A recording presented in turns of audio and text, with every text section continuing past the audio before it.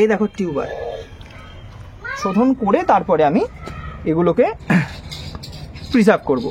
তারপরে আমি ধীরে ধীরে যখন এখান থেকে কিছুটা কচি পাতা বেরোনো শুরু করবে তখন আমি এটাকে রিপোর্টিং করে দেবো দিন 7-10 এই সময় পরে। প্রথমে আমি লাগাতে চাইছি না, কারণ একটুখানি সুস্থতা দেখে গাছটার তার যে রেসপন্স সেটা দেখে আমি একটা গাছ রোপণ করব। ঠিক আছে, তো তোমরা দেখে নাও। এইখানে একটি টিউবার রয়েছে, এই দেখো শাখার এখান থেকে পাতা বেরোচ্ছে নতুন, আমি এইটা এখান থেকে আলাদা করে দিলাম।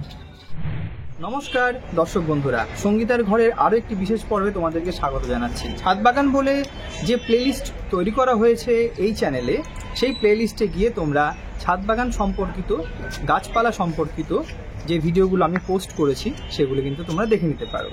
আজকে 24শে ফেব্রুয়ারি 2024 সাল, শনিবার। আজকে ছুটি আছে, সেই কারণে একটা পেন্ডিং কাজ, লং অ্যাওয়েটেড যে কাজ, সেটা আজকে আমরা করতে চলেছি। ফেব্রুয়ারি মাসের মাঝামাঝি সময়টা আদর্শ একটি বিশেষ কাজের জন্য, সেটা হলো পদ্ম গাছের রিপটিং। তো দেখতেই পাচ্ছ এখানে এই ছাদের এই কোণাটায় আমার কিছু গামলা রয়েছে এবং এখানে কিন্তু আমার পদ্ম গাছ রয়েছে। তো আজকে এই অবসরে আমি পদ্ম গাছের রিপটিংয়ের এই কাজটা করতে চলেছি। তো প্রথমেই তোমাদেরকে এই ইনফরমেশনটা দেওয়ার চেষ্টা করছি যে পদ্ম গাছের রিপটিং এর প্রয়োজনীয়তাটা কি। যারা পদ্ম গাছ এর আগে করেছো বা নতুন যারা ছাদ বাগানি পদ্ম গাছ ছাদেই করতে চাইছো, তাদের জন্য এই তথ্যটি কিন্তু বেশ কার্যকরী। সেটি হচ্ছে, পদ্ম গাছ তো তোমরা প্রথম বছর তৈরি করলে বীজ সংগ্রহ করে বা টিউবার থেকে, তার পরবর্তী বছরে তোমরা যে গামলায় বা যে টবে পদ্ম গাছটা করেছো, সেই পদ্ম গাছের যে গোড়াটা বা যে শেকড়টা, টিউবার সমৃদ্ধ যে শেকড়গুলো, সেইটা কিন্তু তোমাদের অবশ্যই রিপটিং করতে হবে। না হলে কি হবে? না হলে যেটা হবে, ভেজিটেটিভ গ্রোথটা বেশি হবে। ভেজিটেটিভ গ্রোথ বলতে গাছের পাতার সংখ্যা প্রচুর হবে, গাছটা কম বেশি একটু কমজোর হয়ে যাবে এবং ফুল দেওয়ার যে প্রবণতা সেটা কিন্তু অনেকটাই কমে যাবে। তাই বেশি রেজাল্ট পেতে গেলে বছরের এই একটা সময়ে দুবারও করা যায়। বছরের এই ফেব্রুয়ারি মাসটা কিন্তু অবশ্যই খুব গুরুত্বপূর্ণ সময় পদ্ম গাছের রিপটিংয়ের জন্যে। রিপটিংয়ের জন্য যেটা করব আমরা, সেটি যে পদ্ম গাছের যে শেকড়, আমি সবটাই তোমাদেরকে দেখাবো। পদ্ম গাছের যে শেকড়, সেই শেকড় থেকে একটি মাত্র টিউবার বা ম্যাক্সিমাম 2টো টিউবার, এই 22 ইঞ্চি যে গামলাগুলো আছে সেই গামলার জন্য ম্যাক্সিমাম 2টো, আমি বলবো একটা করে টিউবার রাখলেই কিন্তু 1.5 মাসের মধ্যে তোমরা ভালো ফুল পেয়ে যাবে। এই মোটামুটি এপ্রিলের মাঝামাঝি থেকে আমরা কিন্তু ফুলটা পেতে শুরু করতে আমরা পেতে থাকবো আর কি, মোট কথা। তো যাই হোক, আজকে আমি এই পদ্ম গাছের রিপটিংয়ের জন্য সেট আপটা বানিয়ে নিয়েছি, তোমরা একটু দেখো। আমি ইতিমধ্যেই একটা গামলা থেকে পদ্মের যে এই পরিমাণ শেকড় আমি তুলে একটু জলে ধুয়ে নিয়েছি। এই যে ধুয়ে নিয়েছি, এর মধ্যে দেখো এই যে টিউবার রয়েছে, এই টিউবারগুলো কিন্তু আমি এবার ধীরে ধীরে ভালো করে পরিষ্কার করে নেব। এখান থেকে যে পচা যে শেকড়গুলো রয়েছে এখান থেকে আমি রিমুভ করব, ভালো করে পরিষ্কার করে। তারপরে এই দেখো, এই গামলাতে আমি প্রতি 1 লিটার জল পিছু 1 গ্রাম করে ফাঙ্গিসাইড, যেটা সাফ, সেটা গুলিয়ে রেখেছি। সেখানে এই অবস্থায় মোটামুটি ঘন্টাখানেক ভিজিয়ে রাখবো। তারপরে এখানে ফ্রেশ জল রেখেছি, তারপরে ফ্রেশ জলে রেখে দেবো। কিছুক্ষণ আগে আমার এই প্রক্রিয়াটা সম্পন্ন হয়েছে। ফাঙ্গিসাইডে ডোবানোর পরে আমরা ফ্রেশ জলে ডুবিয়ে রেখেছি। যাই হোক, কীভাবে পুরো প্রক্রিয়াটা করছি আর কীভাবে টিউবারগুলোকে আমরা আলাদা করছি সেটাই তোমাদেরকে দেখাবো। এই রিপটিংটা যদি তোমাদেরকে একদম প্র্যাকটিক্যালি দেখিয়ে না দিই, তাহলে কিন্তু একটা স্পষ্ট ধারণা তৈরি হবে না। আর যারা পদ্ম গাছ করতে চাইছো, আমি এর আগেও বলেছিলাম, যারা করতে চাও, তো টিউবার আমার কাছে বেশ কিছু আছে। তোমরা যদি চাও, আমার পলাশি বাড়ি কাছে পিঠে যদি কেউ পদ্ম গাছ করতে চাও, তাহলে এখান থেকে কিন্তু টিউবার সংগ্রহ করতে পারো। আমাদের একটা সমস্যা কিন্তু তৈরি হয়ে যায়, সেটা হচ্ছে মশার যে লার্ভা, মশার যে ডিম, সেটার সমস্যা। সেই সমস্যার সমাধানের জন্য কিন্তু এখানটায় বেশ কিছু পানা বা অ্যাজোলা বলছে এগুলো রয়েছে। এখানে এক ধরনের অ্যাজোলা রয়েছে, এখানে এক ধরনের অ্যাজোলা রয়েছে। যদি চাও এগুলো কিন্তু তোমরা সংগ্রহ করতে পারো আমার কাছ থেকে। কারণ পদ্ম গাছ যখন হবে পুরোটাই তো জলের উপরে হবে, তো সেক্ষেত্রে কিন্তু মশার লার্ভার একটা খুব সুন্দর জায়গা আর কি ওদের জন্য। তো সেটাকে বন্ধ করার জন্যে তোমরা এই অ্যাজোলা অবশ্যই উপরে দিয়ে রাখতে পারো, তাহলে কিন্তু সেই সমস্যাটা হবে না। ঠিক আছে, তো যাই হোক, এবার আমি শুরু করছি। তোমরা দেখো কিভাবে পুরো কাজটা করছি আমি। এই দেখো বন্ধুরা, আমি জলটা কমিয়েছি এবং তারপরে এই দেখো মাটি একদম প্যাক হয়ে রয়েছে। তো এর তলাতেই রয়েছে কিন্তু শেকড়। তো সেই শেকড়টাই আমি এখানে বার করেছি, বার করে এখানে জলে ধুতে দিয়েছি। এবার আস্তে আস্তে আমি এই যে সাকারগুলো রয়েছে বা রানারগুলো রয়েছে এগুলোকে আলাদা করব, এবং এই যে টিউবারগুলো রয়েছে এগুলো কিন্তু আলাদা করে এই যে পচা পচা যে ডালগুলো যেটা বলছিলাম তোমাদেরকে, এই পচা ডালগুলো কিন্তু অবশ্যই আমাকে রিমুভ করে দিতে হবে। না হলে কি হবে, নতুন যে মাটিতে বসাবো এগুলো তো অলরেডি পচতে শুরু করেছে, এগুলো না, এগুলো শেকড়, সেগুলো কিন্তু মাটিটারও 12টা বাজিয়ে দেবে। এই কারণে আমাদের কিন্তু এগুলো একটু সরাতে হবে। আর যারা নতুন পদ্ম গাছ লাগাতে চাইছো তাদের জন্য তো পদ্মের মাটি প্রক্রিয়া সম্পর্কে একটু অবশ্যই বলে দেওয়া দরকার রয়েছে।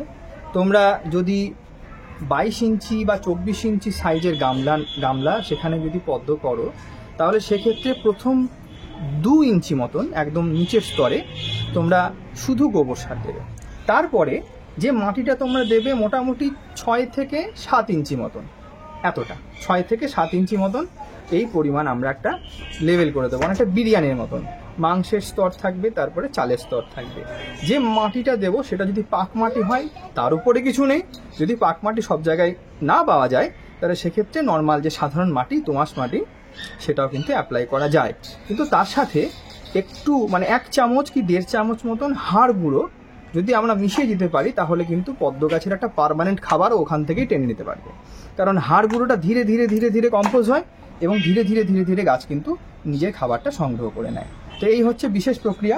কিন্তু যারা পুরনো ছাদ বাগানি, যারা পুরনো পদ্ম গাছ করেছো, যেমন আমি যেমন করেছি, তাহলে এইবার এই মাটিটার কি হবে?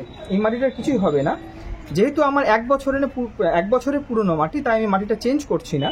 আমি জলটাকে এখান থেকে সরিয়ে দেব, তারপরে একটু কম্পোস্ট সার বা গোবর সার সেটা অ্যাপ্লাই করব, আর কিছুটা ফ্রেশ মাটি ওই একই পরিমাণ, মোটামুটি সব মিলিয়ে 8 থেকে 8 ইঞ্চি মতন থাকবে। সব মিলিয়ে 8 ইঞ্চি মতন থাকবে, তার বেশি কোনো প্রয়োজন নেই।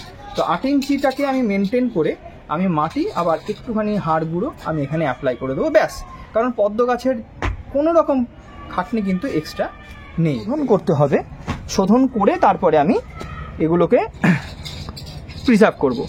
তারপরে আমি ধীরে ধীরে যখন এখান থেকে কিছুটা কচি পাতা বেরোনো শুরু করবে, তখন আমি এটাকে রিপোর্টিং করে দেবো দিন 7-10 এই সময় পরে। প্রথমে আমি লাগাতে চাইছি না, কারণ একটুখানি সুস্থতা দেখে গাছটার তার যে রেসপন্স সেটা দেখে আমি একটা গাছ রোপণ করব। ঠিক আছে, তো তোমরা দেখে নাও।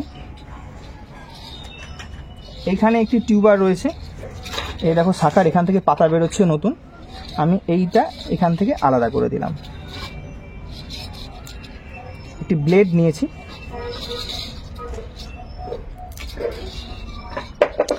এইটা হলো একটি পদ্মের চারা।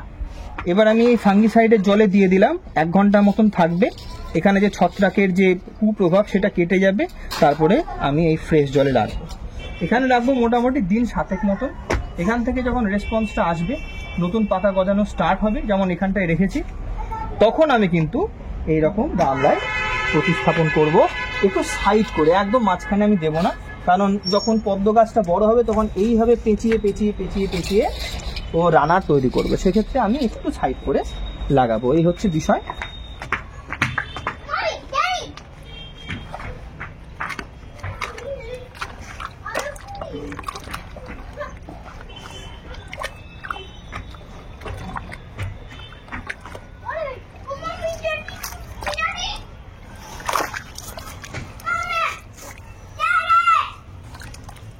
এই দেখো টিউবার, এই দেখো এতগুলো টিউবার এইভাবে পুরো গামলাটাকে পেঁচিয়ে পেঁচিয়ে পেঁচিয়ে পেঁচিয়ে এটাকে যদি রিপোর্ট না করি তাহলে কি হয় বুঝতে পারছো? প্রত্যেকটা জায়গা থেকে পাতা ছাড়বে, প্রচুর ভেজিটেটিভ গ্রোথটা হবে। ভেজিটেটিভ গ্রোথ বলতে শুধু ডাল আর ডাল আর পাতা আর পাতা, ফুলের দিকে গাছ আর নজর দেবে না। সেই কারণেই কিন্তু এগুলোকে তুলে ফেলতে হবে। এই দেখো, এই হচ্ছে অবস্থা একটা গামলা থেকে এতগুলো। এবার আমি একটু ডুবিয়ে দিই এই বালতিতে। আর এই গামলার নিচে এই যে শেকড়গুলো আছে, এইগুলো কিন্তু সময় নিয়ে একদম বাধ্যতামূলকভাবে সব ফেলে দিতে হবে এই শেকড়গুলো, নাহলে এগুলো পচে ফাঙ্গাস সৃষ্টি করবে। এরপর অন্যতম গুরুত্বপূর্ণ যে পর্যায় সেটি হলো ভালো করে ধুয়ে নেওয়া এই টিউবার এবং সাকারগুলিকে প্রায় ঘন্টাখানেক মতন সাফ জাতীয় ছত্রাকনাশকের সলিউশনে রেখে দিতে হবে ভালো করে শোধন করার জন্যে। এই শোধন প্রক্রিয়াটি যদি আমরা না করি তাহলে এরকম হতে পারে যে সমস্ত টিউবার বা রানারগুলি পচে গেল। একটি গামলা থেকে আমি যে কটি টিউবার এবং রানার পেয়েছিলাম সেগুলিকে এক জায়গায় করে আমি গামলার মধ্যে ডুবিয়ে রাখবো কয়েকদিনের জন্যে।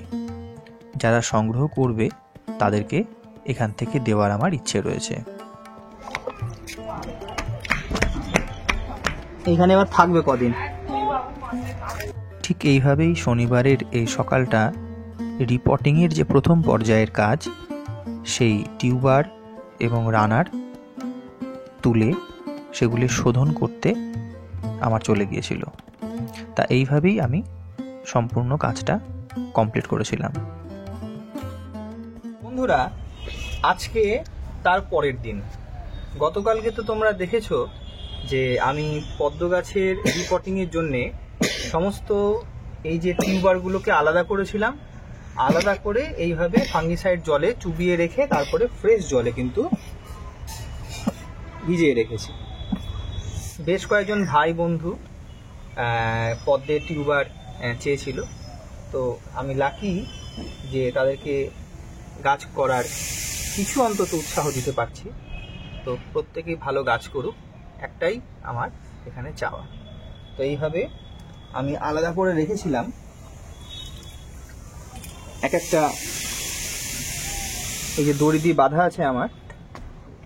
তো এখান থেকে আমি কিছু ফ্রেশ যে টিউবার রয়েছে সেগুলো আমি দেবো কয়েকজনকে, আর কিছু আমার জন্য রাখবো। তো মোটামুটি ওই 10 থেকে 15টা করে টিউবার এসছে এক একটা গাছ থেকে।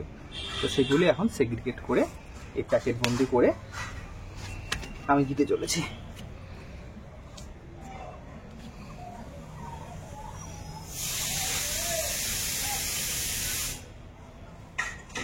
তো এইভাবেই আমি আস্তে আস্তে নতুন যে গামলা রয়েছে সেখানেই পটিংটা করতে শুরু করব।